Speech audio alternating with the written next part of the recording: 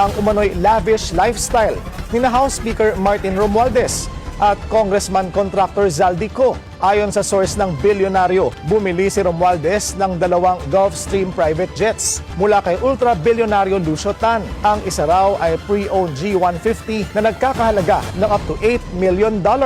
Ang isang G550 na posibleng umabot sa $35 million o 2.6 billion pesos. Si Zaldico naman na nasa Amerika, pinupull out na umano ang kanyang sariling fleet ng luxury jets at choppers sa Pilipinas. Ayon sa mga dokumentong nakalap ng bilyonaryo, pinapa-register na ng kanyang Nisibis Aviation ang fleet nito.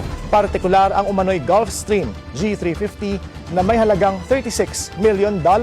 Ang namumuno sa aircraft leasing business ang anak ni Ko na si Michael Ellis Ko. Meron din umanong 5 luxury Bell choppers ang Nisibis Aviation na ginagamit para ihatid ang guests sa luxury resort ng kongresista sa Albay.